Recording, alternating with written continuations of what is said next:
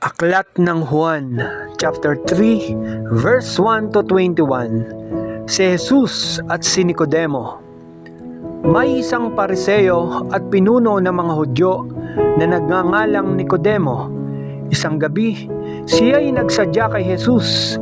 "Rabay," sabi niya, "nalalaman po namin kayo isang gurong mula sa Diyos, sapagkat walang makagagawa ng mga kababalaghang ginagawa ninyo, malibang sumasakanya ang Diyos."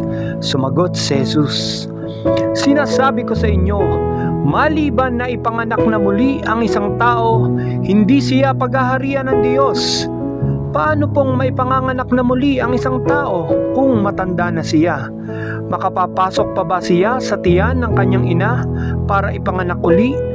Tanong ni Nicodemo.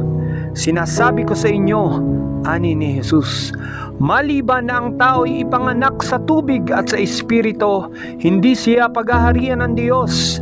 Ang ipinanganak sa laman ay laman, at ang ipinanganak sa espiritu ay espiritu. Huwag kayong magtaka sa sinasabi ko sa inyo, lahat ay kailangang ipanganak na muli. Umiihip ang hangin kung saan ibig, at naririnig ninyo ang ugong nito, ngunit hindi ninyo alam kung saan ang gagaling at kung saan naparoroon. Gayon din ang bawat ipinanganak sa espiritu." "Paano pong mangyayari ito?" tanong ni Nicodemo. Sumagot si Jesus, "Guro pa naman kayo sa Israel ay hindi ninyo nauunawaan ang mga bagay na ito. Tandaan ninyo, ang aming nalalaman ang sinasabi namin, at ang aming nasaksihan ang pinatotohanan namin. Ngunit hindi ninyo tinatanggap ang aming patotoo. Kung hindi ninyo pinaniniwalaan ang sinasabi ko tungkol sa mga bagay sa sanlibutang ito, paano ninyo paniniwalaan kung ang sasabihin ko'y tungkol sa mga bagay sa langit? Walang umakyat sa langit, kundi ang bumaba mula sa langit, ang Anak ng Tao. At kung paanong itinaas ni Moises ang ahas doon sa ilang, gayon din naman kailangang itaas ang Anak ng Tao, upang ang sinumang sumasampalataya sa Kanya ay magkaroon ng buhay na walang hanggan.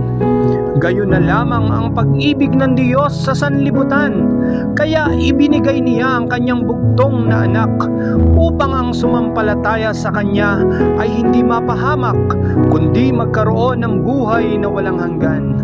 Sapagkat sinugo ng Diyos ang Kanyang anak, hindi upang hatulang maparusahan ang sanlibutan, kundi upang iligtas ito sa pamamagitan niya. Hindi hinahatulang maparusahan ang nananampalataya sa bugtong na anak ng Diyos, ngunit hinatulan ng parusahan ang hindi nananampalataya sa Kanya. Hinatulan sila sapagkat naparito sa sanlibutan ng ilaw, ngunit inibig pa ng mga tao ang dilim kaysa liwanag, sapagkat masama ang kanilang mga gawa. Ang gumagawa ng masama ay ayaw sa ilaw, at hindi lumalapit dito upang hindi mahayag ang kanyang mga gawa. Ngunit ang namumuhay sa katotohanan ay lumalapit sa ilaw. Sa gayon, nahayag na ang kanyang mga ginagawa'y magsunod sa Diyos. Amen.